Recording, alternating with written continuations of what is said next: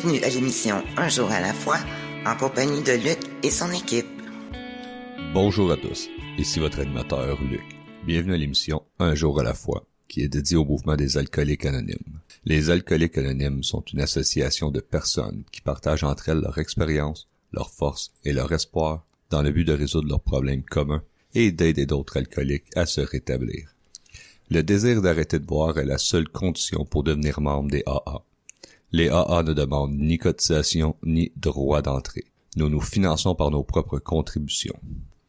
Les AA ne sont associés à aucune secte, confession religieuse ou politique, à aucun organisme ou établissement. Ils ne désirent s'engager dans aucune controverse. Ils n'endossent et ne contestent aucune cause. Notre but premier est de demeurer abstinent et d'aider d'autres alcooliques à le devenir. Nous recevons aujourd'hui, comme à chaque semaine, un membre de cette fraternité. Notre invité vient nous parler de sa vie, des difficultés de son passé et de son expérience de rétablissement. Vous allez entendre son partage en 4 segments durant l'émission. Et aujourd'hui, j'ai le privilège d'accueillir un ami, quelqu'un que je côtoie depuis mes débuts dans Alcoolique Anonyme, avec un très beau partage, une très belle expérience de vie, un très beau relèvement aussi. Donc, je vous présente Serge. Bonjour, mon prénom est Serge et je suis un alcoolique. Gratitude, reconnaissance. Merci Luc de me donner la chance de partager encore une fois en tout cas pour la première fois sur un poste de radio. C'est quand même assez spécial. On va y aller en 4 segments comme qu'on m'a suggéré. Ça fait qu'on va commencer avec mon enfance. Moi, Serge, lui, il est né je suis fils unique. Je suis né en 60, fait que j'ai 63 ans aujourd'hui. Mon père et ma mère, je peux vous dire qu'ils étaient alcooliques. Je vous dis ça parce que en 91, j'animais au Jumeau à Ville-la-Salle, puis ma mère m'a appelé la veille, puis elle m'a dit tu peux-tu faire quelque chose pour ton père, tu sais, puis j'ai été voir mon père, puis je l'ai brassé un petit peu, j'ai dit demain c'est hot. Lui, il n'est pas rentré par le trait, là, il est rentré par la réclame. Et il est venu faire son premier meeting, puis on a pu faire Alcoolique Anonyme 50 ans ensemble, puis c'était vraiment quelque chose d'intéressant, puis de gratifiant pour moi, puis de libérateur aussi, puis pour lui aussi. La mère, elle, a vu que les deux personnages allaient mieux, ça fait qu'elle a décidé de venir aussi à Alcoolique Anonyme, puis on a fait du meeting tous les trois. Fait que Alcoolique Anonyme, déjà, moi, je suis arrivé à peu près en 89. Là, en 91, Alcoolique Anonyme avait déjà donné beaucoup de cadeaux, dont ce cadeau-là d'accueillir mon père et ma mère dans Alcoolique Anonyme. Fait que gratitude, reconnaissance pour ça. Bon, vu que mon père et ma mère étaient alcooliques dans ma jeunesse, j'ai eu comme une enfance comme un manque d'amour peut-être. Moi, mon père était pharmacien, ça fait que il y avait quand même beaucoup d'argent. J'étais un fils unique, lui était pharmacien, ça fait que j'ai pu comprendre des moyens de survie assez vite, comme la manipulation puis tout ça pour avoir de l'argent. Je voyais que lui, il se sentait coupable, puis qu'est-ce que je lui demandais, ben lui il me le donnait, puis c'était pas de la présence ou de l'accueil, on y allait avec l'argent. Ça fait qu'il m'a donné beaucoup d'argent pour se déculpabiliser. Puis moi j'ai vu ça, ces deux-là dans la consommation. Tu sais, c'est sûr qu'il y a eu de la honte au travers de ça, là, tu sais, quand tu joues au hockey, puis ton père arrive, puis il est sous, puis c'est allô, tu sais, dans la chambre de hockey, tu veux pas voir ça. Fait que l'orgueil, la honte s'est développée bien vite. Fait que à part ça, par rapport à tout ça, c'est dans cette famille-là, je peux te dire aussi que ma mère, moi en tout cas, je l'ai vue comme névrosée, elle criait beaucoup, tu sais, elle était pas heureuse. Puis mon père était pharmacien, ça fait qu'à un moment donné, elle est venue bien tranquille, là. D'après moi, le pharmacien, il était tanné de l'entendre crier, ça fait qu'il a dosé ça, lui, parce qu'elle est venue bien tranquille. Tu sais, mettons, t'as 8-9 ans, là, pis tu vois ta mère en train de te faire à manger, puis la cendre de Peter Jackson, là, elle tombe dans le pot de spaghettis, ça fait que tu t'arranges pour te faire à manger par toi-même quand même assez rapidement, là. Puis t'arrives à 4 heures, puis là, elle se berce dans la sèche berçante, puis elle dit on va aller se coucher, là, mais c'est parce qu'il fait clair, tu sais, elle était plus là, tu sais, puis j'allais la voir de temps en temps à l'hôpital, je pensais que c'était à l'hôpital, mais non, c'était en désintox à Douglas, fait qu'en tout cas, elle a fait une coupe de désintox à Douglas. Bref, ça c'est leur histoire, mais moi, tu sais, ça m'a-tu ça aurait dû faire que de voir cette maladie-là, de me tenir loin de ça. Mais c'est pas ça qui est arrivé. À un moment donné, vers l'âge de 13 ans, j'ai commencé à consommer, puis c'est ça. À 15 ans, moi, j'étais plus bien avec eux autres, fait que j'ai décidé de partir, lâcher l'école, puis partir, aller rester avec des plus vieux, puis la consommation, elle embarquait un petit peu plus, puis c'est ça. Je me vois déjà à 15 ans, là, le 26 onces de tequila, puis la bouteille de vin, puis on consomme déjà beaucoup, tu sais, puis ça s'est développé, cette consommation-là, de plus en plus, puis mais il y a quand même eu des bons moments au travers de ça, cette jeunesse-là, là. On a commencé à aller voir des spectacles de musique là, quand j'avais 15-16 ans, là, au Forum de Montréal. C'était 5-6 piastres les billets, là. On pouvait aller voir Genesis, Gentle Giant, Yes, Spirit Ram, Jethro Tull. C'était les bonnes années de musique à Montréal, là. Parce que vendredi soir, il y avait un show de musique, puis nous autres, le parc Atwater, puis de la boisson, tout ce que tu voudras, puis on rentrait là-dedans avec des gourdes, ils nous laissaient rentrer, puis on consommait, fait que j'ai vu cette époque-là qui était bien le fun quand même. C'est sûr que souvent j'étais présent, mais je peux pas tout te raconter les spectacles, là, parce que sûrement de temps en temps, je me rappelle pas qu'est-ce qui s'est passé, mais on a eu bien du plaisir en tout cas. Puis il y avait beaucoup de monde, puis c'était tout le temps des parties. Bon, ça m'a amené à consommer. Déjà à l'âge de 17 ans, j'avais déjà consommé de toutes les manières, parce que dans ces années-là, il y avait pas juste d'alcool, il y avait d'autres substances. Puis moi, à 17 ans, j'avais déjà consommé par la bouche, par le nez, puis par les veines. Ça fait que j'étais déjà rendu quand même assez loin dans cette consommation-là. Ce que je peux te dire, c'est qu'à 18 ans, j'ai eu un héritage aussi. Mon père, il travaillait dans cette pharmacie-là, puis le monsieur qui avait la pharmacie, c'était quelqu'un qui avait quand même beaucoup d'argent, puis il avait pris une chance avec moi, pas avec eux autres. Il m'avait laissé un héritage que j'ai eu le droit d'avoir à 18 ans, soit 30 000 puis une maison. Tu sais, puis quand je me suis levé le matin à l'âge de 18 ans, il y a une couple de mes chums qui sont venus qui sont levés eux autres aussi, puis sont venus avec moi, puis on était à la banque, tu sais, puis moi j'ai été à la banque 30 fois dans cette banque-là, à 1000 piastres par semaine, ça a duré 6 mois, c'était 30 000 là. En 78, c'était quand même de l'argent. Ouais. Puis tu sais, moi, j'étais parti de chez nous à 15 ans, mais la maison, le père et la mère restaient dans cette maison-là, là, tu sais. Fait que j'étais les voir après avoir flobé ces 30 000 là, puis je leur ai dit, il me semble que ça fait assez longtemps que vous restez chez nous, là, peut-être qu'il faudrait que vous voliez de vos propres ailes. Puis ça voulait dire qu'il fallait que ça en aille. Fait que déjà l'amour pour la boisson était plus importante que l'amour que j'avais pour eux autres. L'obsession était plus présente que toute chose. Fait que l'obsession en fait que je leur ai suggéré de s'en aller, puis il a fallu qu'ils s'en aillent. Puis j'ai vendu ça 35 000. Puis ça a pris un mois de plus pour passer au travers de cette consommation-là. Puis je suis arrivé à l'âge de 19 ans, puis Serge, il restait plus rien, il y avait plus de cadeaux. Puis en un an, là, j'étais passé dans ma tête à moi, là, de quelqu'un qui avait beaucoup d'argent un an après à quelqu'un qui avait plus rien. Là, une paire de jeans, puis c'est sûr que là, j'ai vécu les regards des autres, le jugement des autres, la honte des autres. Mais tout partait de l'intérieur de moi, c'est sûr. Mais ça, je le savais pas à ce moment donné-là. Puis dans ce petit village-là, parce que j'étais rendu dans le coin de Rigaud, là, ben je me sentais...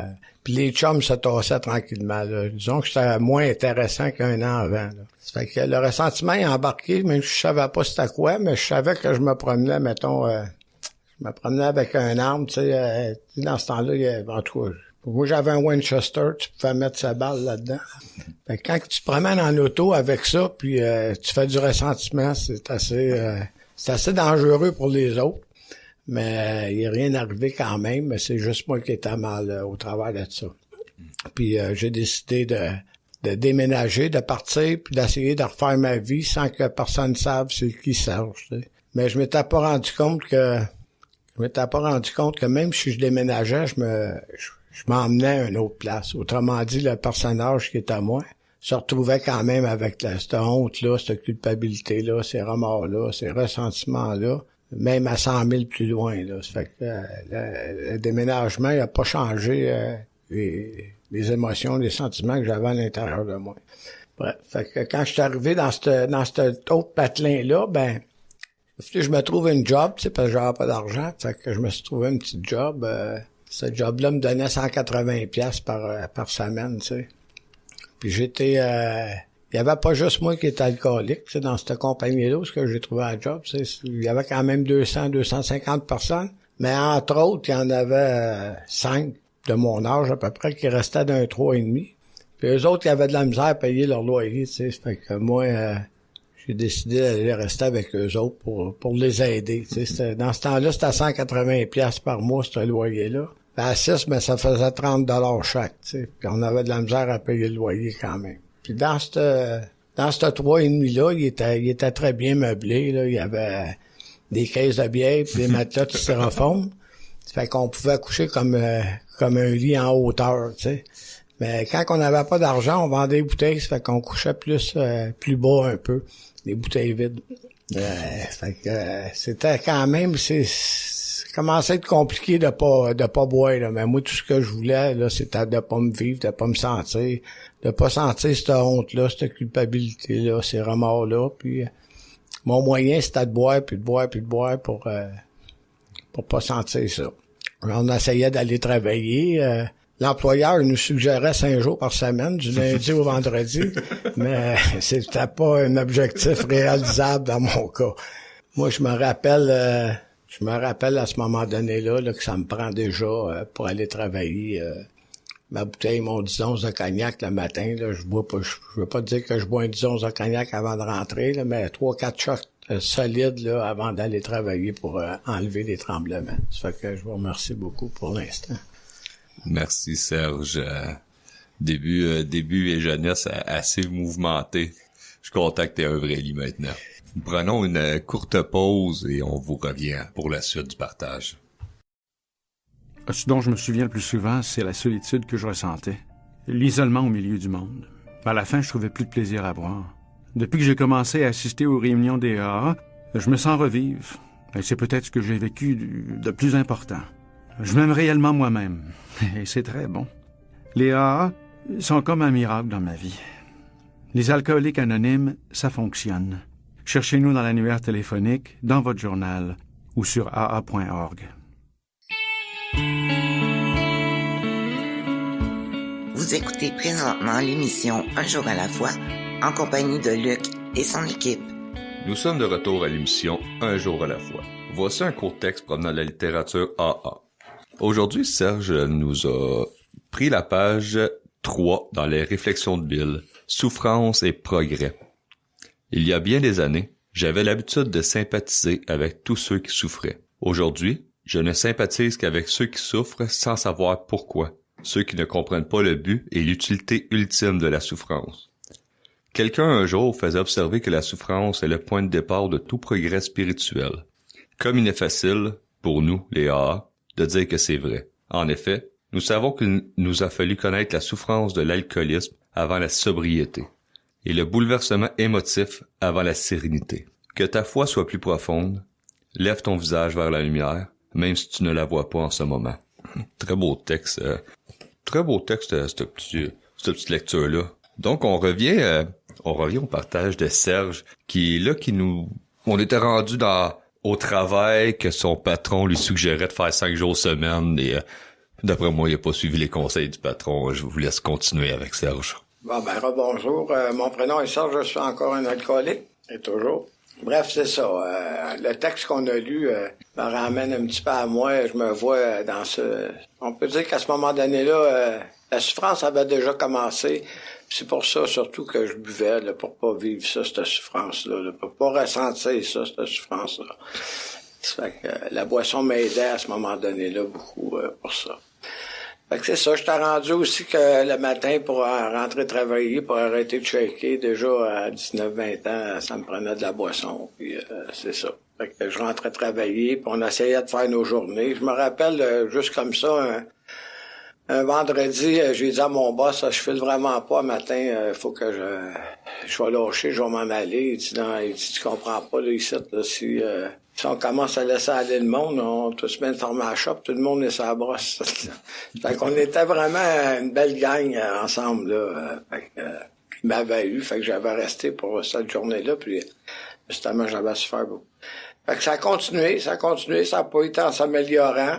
Beaucoup d'autres souffrances, ce qui m'ont amené même à aller en prison à un moment donné. J'ai rencontré deux gars là-bas qui m'ont dit écoute, Serge, nous autres, on a une sœur, elle s'appelle Carole, mais qu'on sorte d'ici, on va te la présenter. D'après moi, c'est une bonne fille pour toi, tu sais.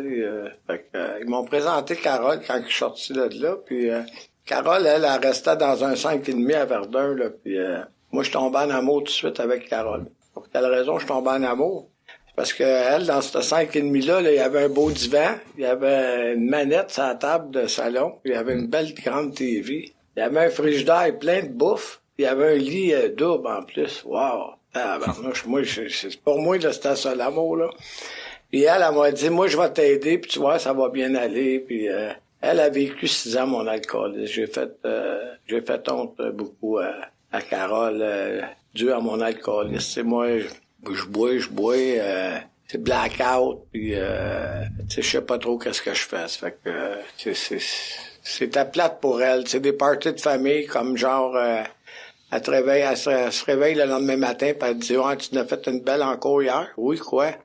Elle dit t'as mis le beau-frère dehors. Oui, puis après, elle dit c'est parce qu'il était chez eux. Tu sais, ça fait pas des parties de famille ben le fun, là. Puis une autre fois, elle va me dire tu n'as fait une belle encore hier, tu sais. Elle dit quoi? Oui. Elle dit t'as pété les deux dents en avant à mon frère. Tu sais, ça c'est les deux frères qu'on était ensemble, là, qu'on avait fait un petit séjour ensemble. Fait que l'autre, elle dit, va te voir dans le miroir, tu sais, je vais me voir dans le miroir, puis je me reconnaissais pas. Elle dit, il revenait avec un 2x4, tu regarde qu'est-ce que t'as de l'air. Fait que nous autres, à 8 heures le soir, là, on s'ennuyait pour passer une belle soirée, là, puis tout était correct, on mettait l'argent à la même place, on allait chercher la boisson. Mais c'était pas juste moi qui étais alcoolique, les autres aussi. Ça fait qu'à 2-3 heures, commençait à manquer de boisson, puis tout ce que tu voudras. Ça fait que ça brassait un petit peu plus pour voir qui était pour consommer plus. Fait que, écoute, tu peux t'en compter plein d'autres affaires de même, là, des brosses, là. Il y en a eu à profusion, tu sais, j'ai perdu 2 fois mon permis de conduire. C'est pas par ma grâce à moi, parce que nous autres, en 76, tu sais, moi, j'ai eu déjà un char en 76, tu sais, j'ai tout le temps chauffé, puis c'était la bière entre les 2 jambes. Dans ces années-là, la police nous raccompagnait chez nous quand on était sur la brosse. Ben, en 83, je ne sais pas, ils m'ont pas raccompagné chez nous. Probablement parce que j'étais loin de chez nous, j'étais à Dolbeau, mais en tout cas, j'ai pété ça à 28.7, c'est 0.08. Moi, j'ai pété ça à 28.7.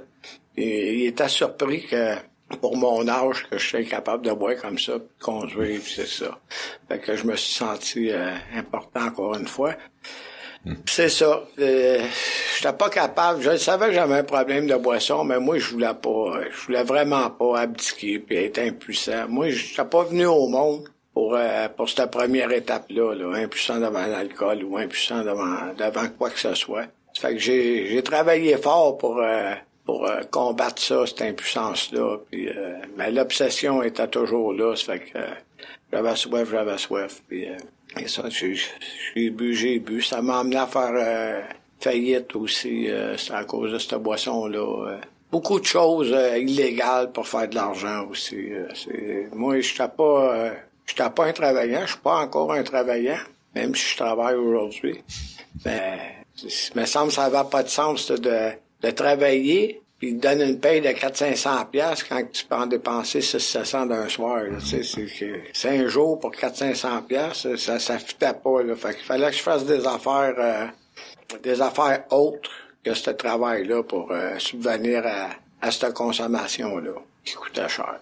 Puis à acheter le monde aussi, parce que moi, j'ai jamais eu vraiment d'estime de moi.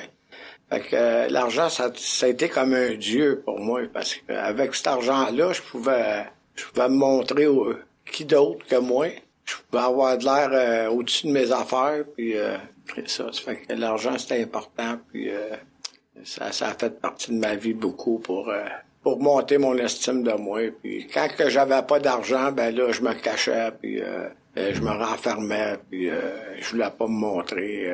Je voulais pas me montrer quand j'étais... Mon côté vulnérable, je voulais pas montrer ça à personne. Là. Fait que, J'aimais mieux être tout seul. Ça fait qu'il y a eu de la solitude aussi au travers de tout ça, cette consommation-là. Puis pour en revenir à Carole, Carole, elle travaillait, moi je travaillais, mais je faisais d'autres affaires.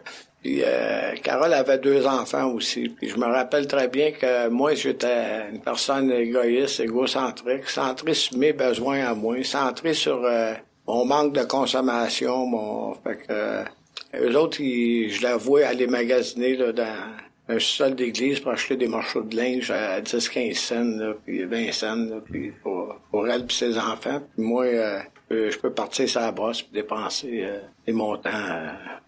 C'est incroyable. C'était moins. Fait que c'est à un moment donné, quand t'arrives dans l'alcoolique anonyme puis tu regardes ça, là, il y a des étapes. Fait que faut que tu les fasses à un moment donné pour te pardonner tout ça. C'est ça que j'ai fait. Mais pour revenir, c'est ça. Là, Carole, moi, j'avais jamais entendu parler d'alcoolique anonyme, dans ma vie. Je savais que j'avais un problème d'alcool. J'avais peut-être vu ça dans le journal de Montréal. Là. Si vous avez un problème, appelez-nous. Là, mais à part de ça, là, non. Mais Carole, elle connaissait quelqu'un. Puis elle m'a suggéré d'aller à Alcoolique Anonyme, sinon on était pour se séparer. Ça fait que moi, ça m'intéressait pas trop de sortir de ce logement-là. Je savais pas trop où aller. J'étais bas, là, tu sais, j'étais dans un moment bas. Fait que j'ai dit, c'est correct, on va aller faire Alcoolique Anonyme. Je vais aller voir c'est quoi. C'était ça ou ben non, il fallait que je m'en aille. Fait que j'étais faire mon premier meeting, ça se trouvait à Verdun, en haut du Coq, là, en 89. Fait que j'étais faire ce premier meeting-là avec elle, puis j'ai monté les marches, j'avais honte, j'avais peur, mais j'ai été pareil pour elle, pas pour moi. Puis il y a quelqu'un qui s'est présenté en avant, ils m'ont donné une enveloppe, puis vous avez essayé de venir me parler, mais moi j'étais pas réceptif, j'avais pas l'esprit ouvert, fait que j'étais fermé. Fait que wow, là, tu sais, là, je te cite, là, chalez-moi pas, là. Fait qu'on va faire du meeting quand même pendant 2-3 mois comme ça, tu sais, puis après 2-3 mois, je pense que Carole était tannée de faire du meeting, tu sais, comparativement à... Elle était tannée parce qu'elle avait pas de problème d'alcool, tu sais. Fait que moi, elle m'a dit, t'es peut-être pas comme eux autres. Wow, enfin, il me semble que ça a pris du temps avant que tu comprennes qu'eux autres sont malades, pas moi, là, mais en tout cas, bref. Fait que j'ai été au restaurant avec, j'ai collé une bouteille de vin, j'ai donné un verre, j'ai bu le restant, puis j'ai dit, regarde, moi, je bois raisonnablement. Eux autres, c'est des ivrognes, c'est pas mon problème. Moi, je bois raisonnablement. Ça t'appelle ça boire ses breaks. Fait que j'ai travaillé fort, mais ça a duré 2 jours à peu près, là. Fait que je suis arrivé avec une caisse de vin après 2 jours, là. Puis le lendemain matin de cette soirée-là, quand elle m'a vu arriver avec ça, elle dit, qu'est-ce que tu fais avec ça? J'ai dit, les fêtes s'en viennent, j'ai acheté ça pour la visite, parce que c'était pas trop cher, tu sais. Mais elle savait où est-ce que le pompon s'en allait, puis le lendemain matin, il y avait 8 bouteilles sur la table, puis c'est ça. J'ai tout bu ça. Puis là, j'étais dans une chambre à coucher. Dans la chambre à coucher, Carole était plus là quand je me suis réveillé, là, d'un autre blackout. Puis là, j'étais dans la chambre, ça sentait pas trop bon dans cette chambre-là. Là, j'avais le choix. Je reste dans la chambre ou je sors de cette chambre et j'ouvre la porte et je sais qu'est-ce qui se passe là, au bord de la porte. Qui m'attend? C'est Carole, puis un déjeuner causerie, c'est sûr, là. Puis moi, c'est ça, ces déjeuners causeries-là, là, ça faisait pas trop mon affaire. J'aimais pas trop ça quand quelqu'un me disait que j'avais fait quelque chose de pas correct. Surtout que bien souvent, blackout, tu te rappelles pas qu'est-ce que t'as fait. Fait que t'as quasiment peur d'entendre qu'est-ce qu'ils vont te dire. Mais elle se rappelait tout le temps de tout. Puis je sais pas si elle en rajoutait, mais en tout cas, elle beurrait. Puis il faisait du bien, elle, de dire... Fait que c'est ça. On va passer les fêtes quand même ensemble, là, puis on va arriver à janvier 90.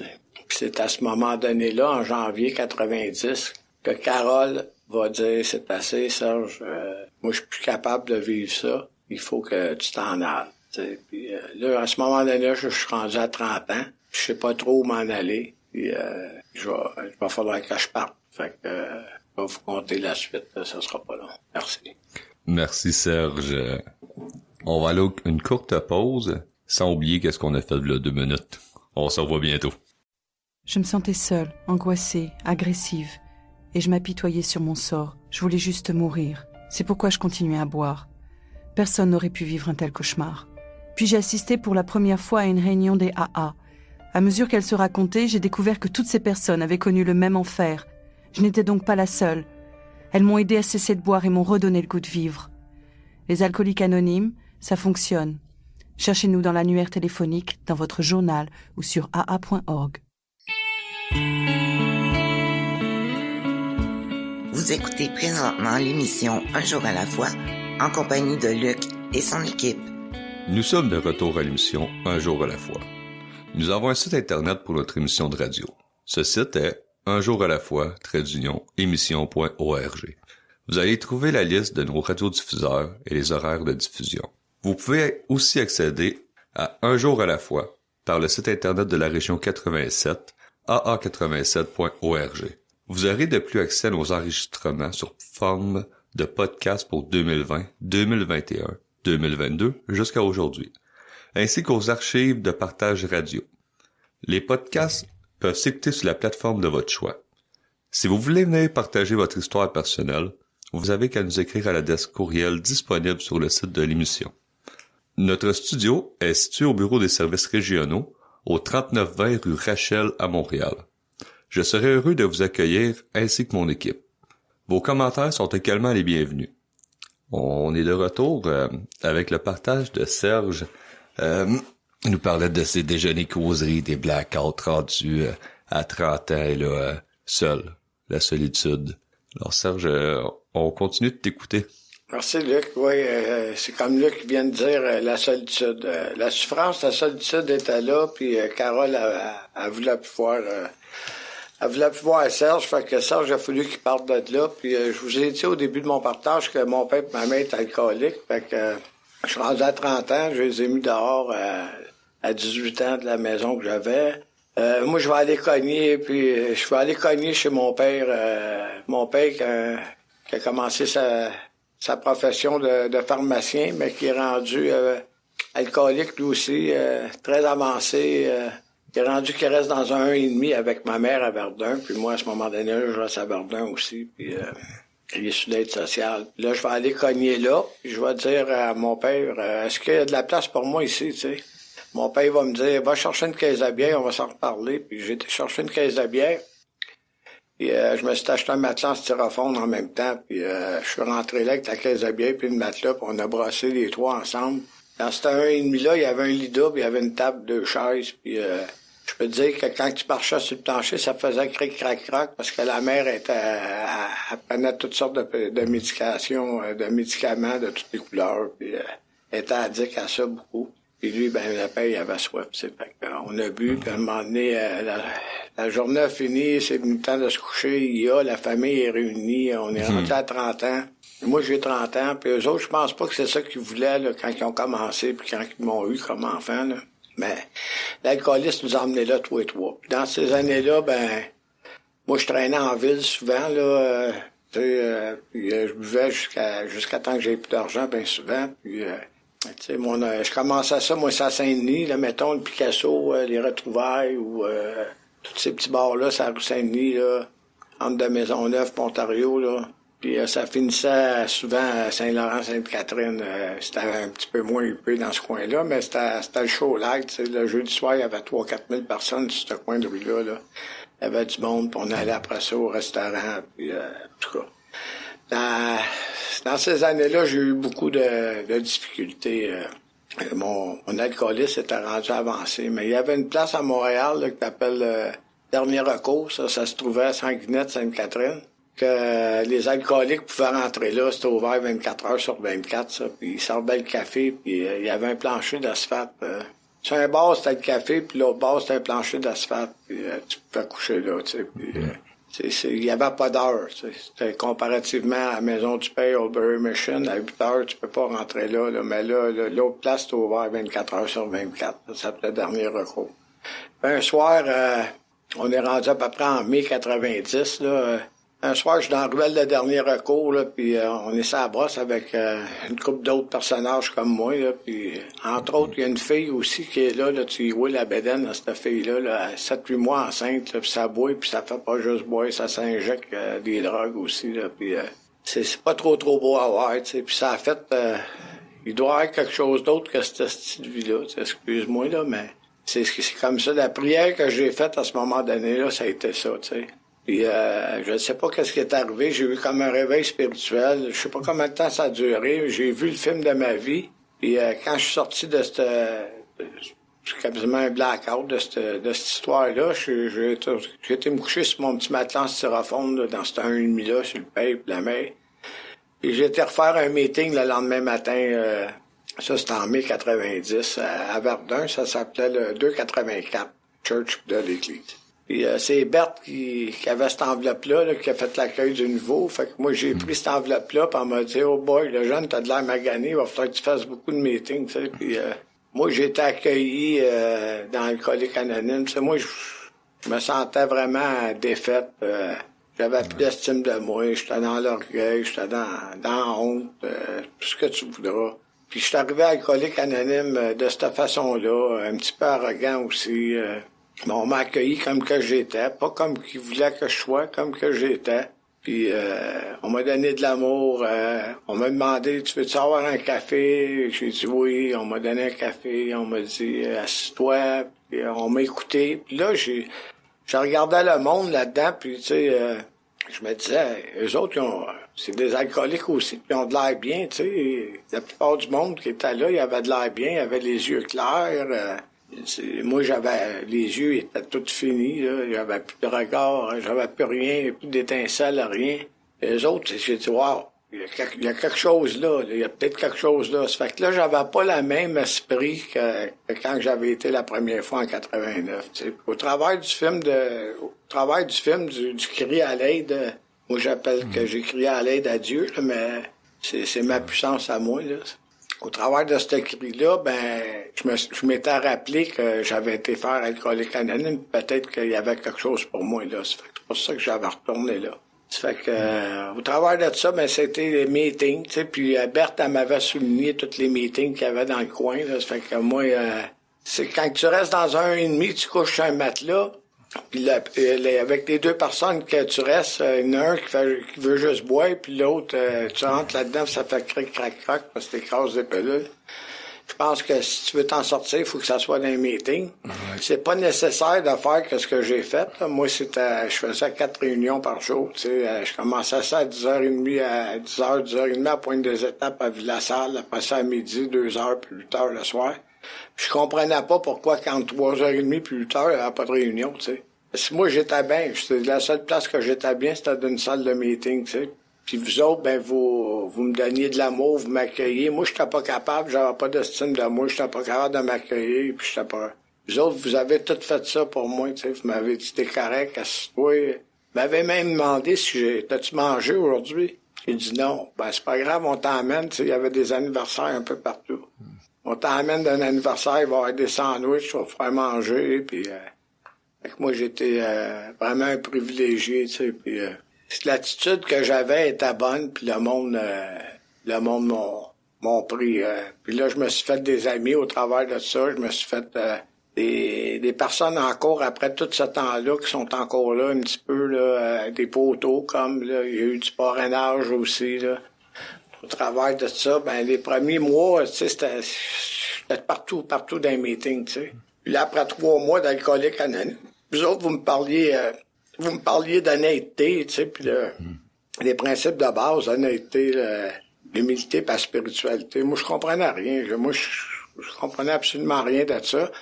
Mais, tu sais, on m'a pas mis une baguette magique, puis je suis venu en aide du jour au lendemain. Là. Ça a pris un petit peu plus de temps que ça. Puis moi, quand vous m'avez dit ça, honnêteté, j'ai dit que je vole plus, je vends plus. C'est quoi que tu veux, là? Il me semble, pour moi, c'était ça, là. Eux autres, ils parlaient pas de ça, là. Moi, j'étais là. Mais, c'est ça. Fait que, après 2-3 mois dehors, là, j'étais tanné de coucher sur ce matelas en styrofoam là, puis je m'étais fait un parrain que j'allais voir à 5 heures. Parce que là, j'avais trouvé quelqu'un entre 3h30 que je pouvais aller voir, puis déblatérer mon petit moi. Puis lui, il aimait ça m'écouter. Ça fait que, il m'écoutait, puis il me disait, ben demain, tu reviendras, tu me conteras la même histoire. Ça fait que lui, ça s'appelait Guy.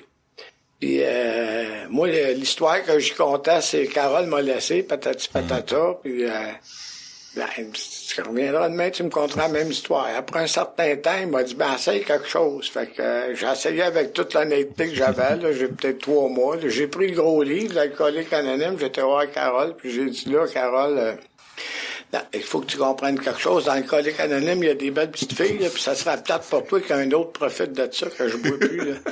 Fait qu'elle, d'après moi, elle était dépendante affective, là. Fait qu'elle dit, c'est correct qu'elle revient, puis je retournais là, puis fait que là, j'ai retourné là pour les mêmes raisons qu'en 83, hein. En 83, j'avais été là parce qu'il y avait un divan, une manette, une TV, un lit double, puis un frigidaire bien plein.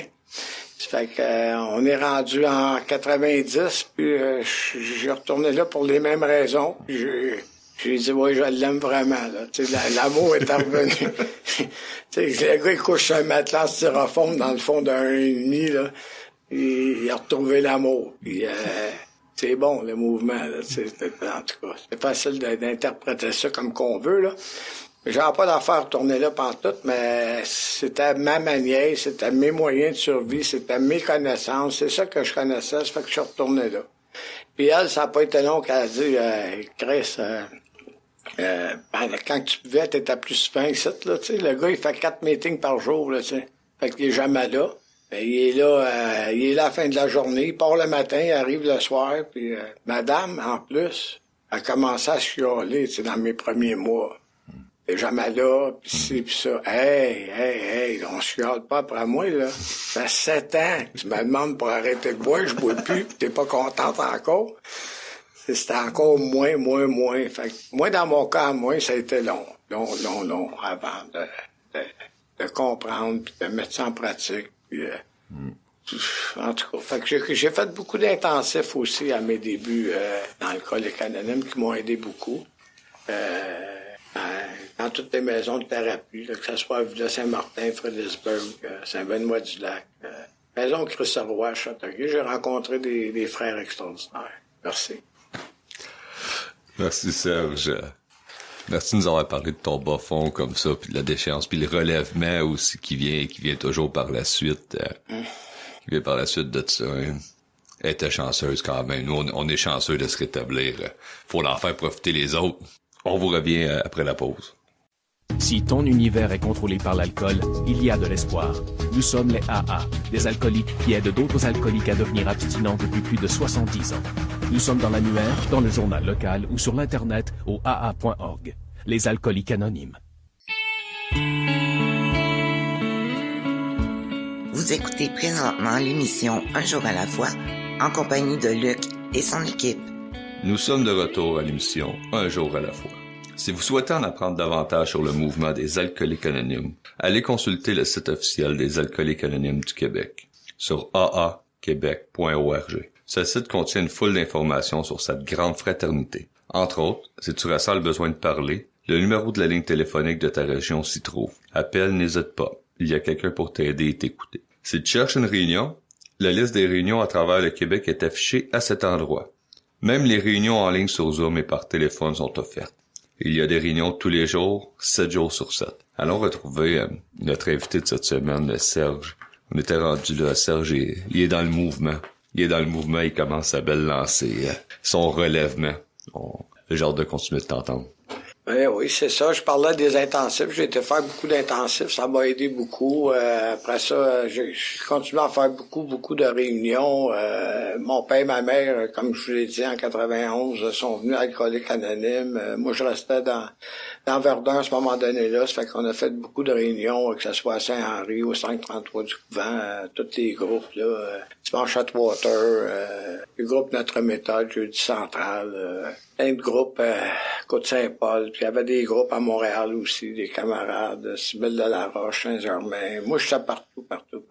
Moi, j'aimais ça, Alcoolique Anonyme, j'ai eu la chance d'aimer ça, puis c'est ça. Il y a eu l'implication aussi, vous m'avez dit à un moment donné, faut que tu t'impliques. J'étais un petit gars qui était pogné Fait qu'on m'a dit, mets-toi à la porte, donne la main au monde. Ça a commencé comme ça. J'ai donné la main au monde. Puis après ça, ils m'ont dit, fais le café. Fait que j'ai fait du café. Dans ces années-là, on lavait les planchers, les cendriers.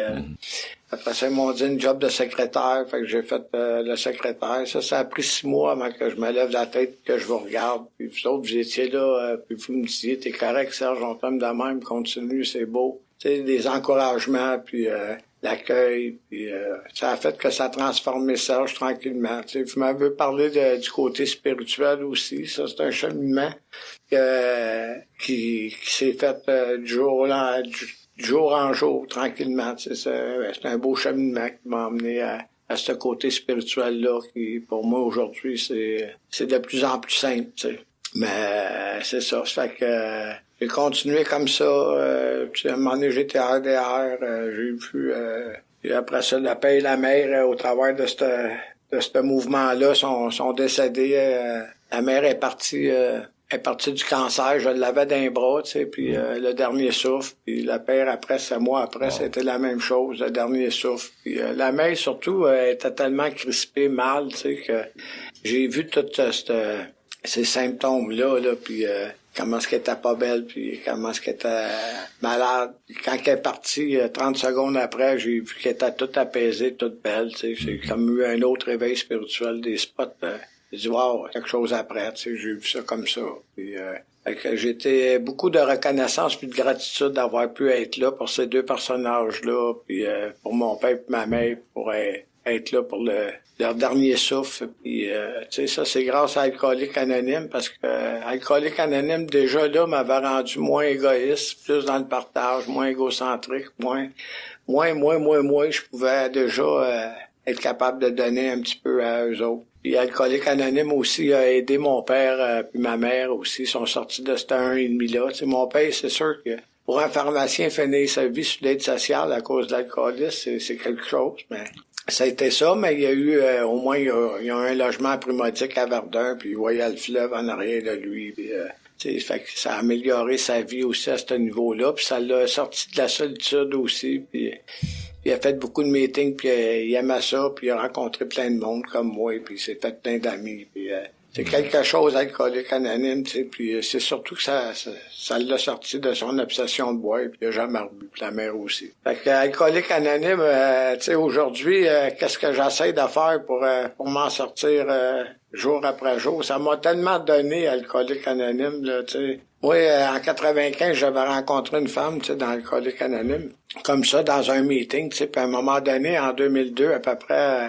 je l'ai revu dans Alcoolique Anonyme, puis on a commencé à se fréquenter, tu sais. C'était une membre des Alcooliques Anonymes, elle a 27-28 ans dehors aujourd'hui. Je pense qu'elle va prendre son jeton de 28 ans, là, puis à un moment donné, on s'est connectés, puis ça fait 15 ans qu'on est mariés. Tu sais, 2 alcooliques qui sont mariés ensemble. Puis quand on s'est mariés dans Alcoolique Anonyme, c'était tous des membres, tu sais. C'est une belle dividende, puis elle, Marjolaine, quand elle a commencé avec moi, elle m'a dit... elle me connaissait, tu sais, elle dit, toi, t'aimes ça quand ça va vite, tout vite, mais elle dit, si tu travailles, puis moi je travaille, puis on est dans l'honnêteté, toi et deux, tu vas voir, on va tout avoir, puis tout ça. Fait qu'elle, elle m'a aidé vraiment du côté d'honnêteté. Moi, je pensais pas qu'on pouvait être honnête et avoir une vie normale, puis être... Mais j'ai cru en elle, tu sais, puis c'est ça. Fait que j'ai commencé à travailler, puis... je travaille encore dans cette compagnie-là que j'avais commencé à travailler dans ce moment donné-là. Aujourd'hui, je suis bien dans cette compagnie-là, puis surtout, on est dans l'abondance, moi puis Marjolaine. C'est quelque chose, tu sais, quelqu'un qui sort de dernier recours, puis qu'aujourd'hui, juste de même, c'est pas ça qui est le plus important, là, mais j'ouvre le porte-patio, puis j'embarque sur le deck, puis je saute dans la piscine, tu sais. Puis ça a tout été honnête, puis...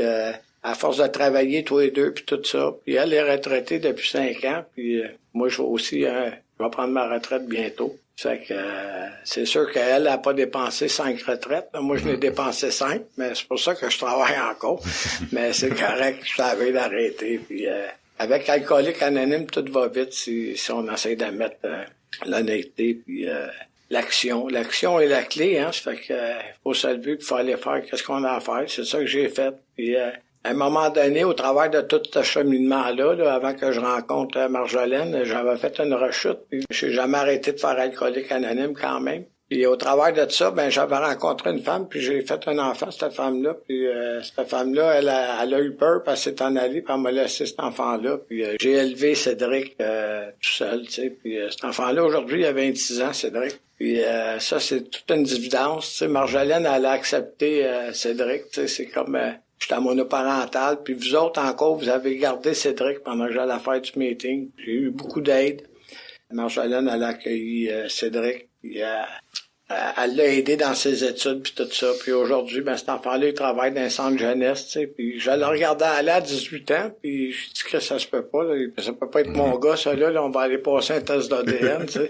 Le jeune, il travaillait, puis il allait au cégep, puis il savait acheter un char par ses propres moyens. Aujourd'hui, il a 26 ans, puis il travaille dans un centre jeunesse. Puis je vous aurais pas rencontré, il travaillera pas dans un centre jeunesse aujourd'hui. Il aurait fini dans un centre jeunesse, tu sais, parce que j'aurais été en obsession, puis j'aurais pas été capable de m'occuper de lui. Ça aurait été moi, puis essayer d'enlever cette obsession-là, puis ça aurait pris de l'alcool, puis tout ce que tu voudras pour enlever ça, puis j'aurais pas eu le temps de m'occuper de cet enfant-là. Ça fait que gratitude, reconnaissance, beaucoup, envers ce programme-là qui m'a apporté ça. Et aujourd'hui, tu sais, je suis arrivé à Alcoolique Anonyme, pensée, parole, action, là, c'était pas trop là, tu sais. Les couleurs de Dieu, c'était ma manière, c'était mes moyens de survie. Puis aujourd'hui, pensée, parole, action, tu m'entendras pas aujourd'hui à parler contre quelqu'un dans Alcoolique Anonyme ou en action contre quelqu'un en pensée, ça peut arriver encore, mais c'est à moi que je fais du mal dans ce temps-là, tu sais. Puis c'est pour ça que j'ai une 10e étape, puis là, je marche dans la 10e étape. Le lendemain, j'essaie de pas répéter les mêmes erreurs. Tu sais, les étapes, moi, j'ai compris ça, ces étapes-là, puis j'avais un manque d'humilité, tu sais, puis à mes débuts, ça a pris du temps. Puis comprendre les étapes pour moi, puis j'essayais de les comprendre pour essayer de vous les expliquer, tu sais. Mm-hmm. Mais ça, c'est pas... pour moi, c'était pas une bonne chose. C'était plutôt d'essayer de les vivre, tu sais. Fait qu'aujourd'hui, j'essaie d'être moins smart un peu, puis j'essaie plus de les vivre.